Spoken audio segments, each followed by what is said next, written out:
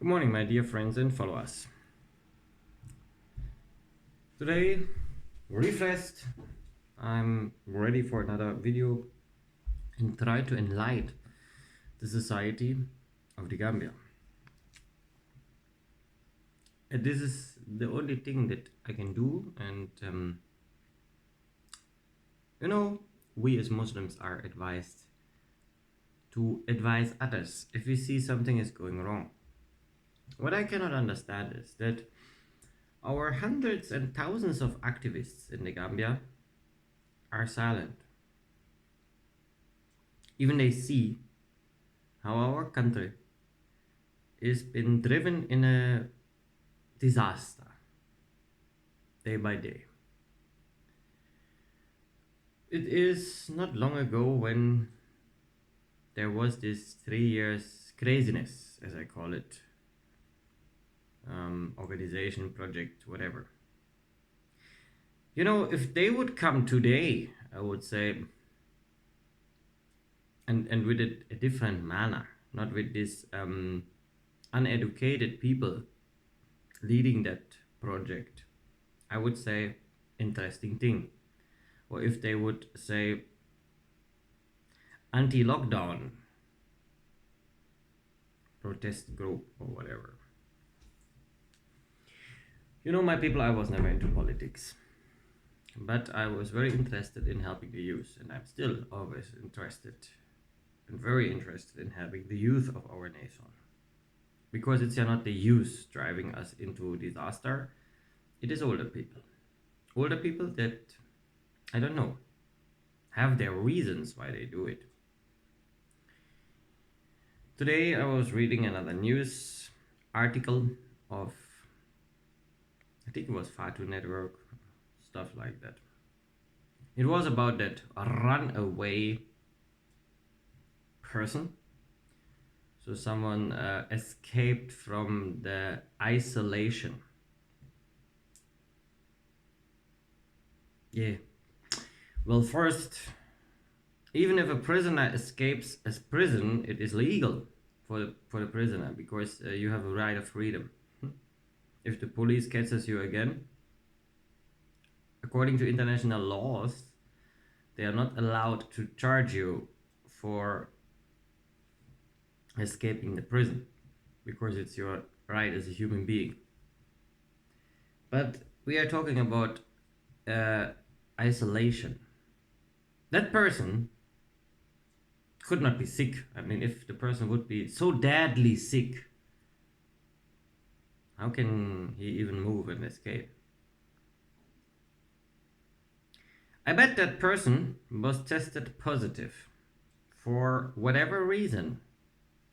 No one knows. The only thing we know is that 80% of the tests are not even working correctly. That's what international scientists say. They are totally unreliable. They will give you a false positive. In 80% of the cases, it is a false positive. Whatever, that person ran away. And I don't know, because as I said, I'm not too much into politics.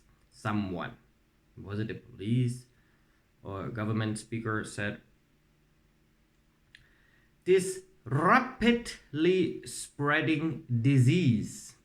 Interesting, by the way, because 2 weeks ago it was the rapidly spreading deadly disease. But after 3 people in 5 months, I think malaria is more deadly. But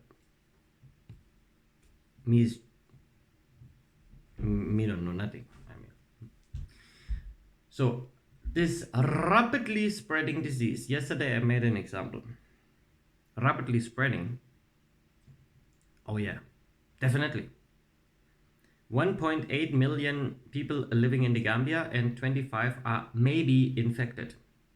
0.01%. That is a very rapidly spreading disease. Right?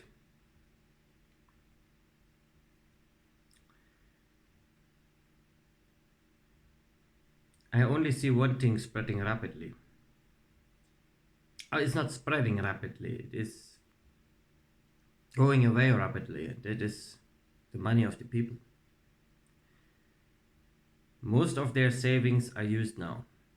Restaurants, hotels, and everyone that worked in restaurants, hotels, the tourism business, and many other businesses are down. The government don't care. They can only say lockdown, state of emergency. Am I here in a kindergarten or what? Oh, we have one new case. Let's lock down the whole country. Oh, we have maybe two new cases. Let's destroy our economy. The cure can never be as worse as the disease itself. But here, the cure is 1,000 times more worse than that disease itself. That is what we see. And if people come and tell me something about Senegal and say, oh, look at Senegal. Oh, Senegal did almost the same stupid measurements and rules and regulations. They have more cases. Good morning, my oversmart people. Senegal has 16 million. That is 16 times more people living in there than in the Gambia. So obviously the number of cases is also, or wannabe cases is also much higher. You know, in Germany, they're doing the same game here. But the people are, they won't follow it anymore. They are tired. They are sick and tired of seeing their economy being destroyed. One of the world's most powerful economies is down. The Gambia was poor before. The Gambia will be more poor after. But I think that is a point. We cannot always say, oh, we've been poor and we will be poor. We had something like an economy. And you cannot imagine how much that tourism business helped us. With closing and locking down the country, with closing restaurants and banning people from public life, forcing children not to go to school, we lose so much. And those people that are ordering that, our beloved government, which I always highly respect. I have high respect for that government, and I don't blame that government. And the reason why I'm not blaming it is just influenced by the Western world. But you cannot, and that is something we in Gambia have not learned yet, you cannot adopt a Western world system in an African country. It is impossible. We have our own rules, cultures, life. It is not possible. So if you put a lockdown on a country that is so much depending on trade, tourism, on the small local businesses, then you will destroy the nation and you will kill thousands of people because they have no money to eat. Where are all those donations, by the way? I saw the stadium once packed full with rice, oil, and whatever. I don't know any family that received something. No one. No. And that is a nation I stand for? Yes, I stand for the nation. I stand for the people. But with this government, you know, I was always someone that said Barrow is cool. But now, I think what our beloved President Barrow has to learn now, and if he's not learning it right now, then he will kill millions of people with this lockdown and state of emergency stupidness. He has to learn that Africa is not Europe. And you cannot do these European things in an African nation.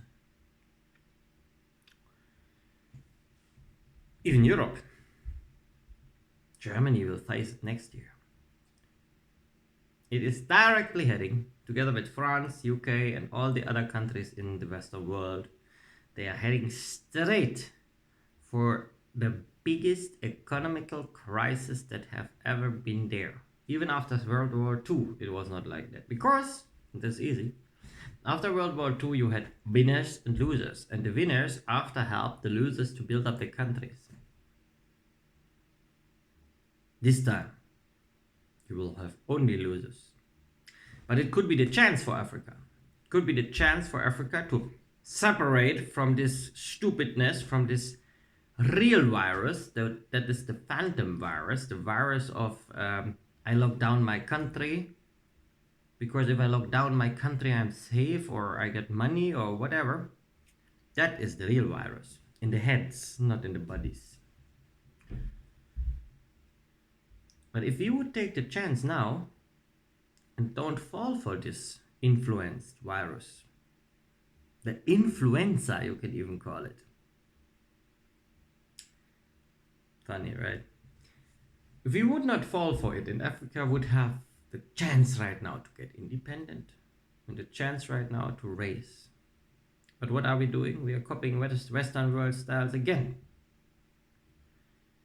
I will be in the Gambia. I will go down with you guys. But I knew it could have been different. See you soon. Stay blessed and stay safe.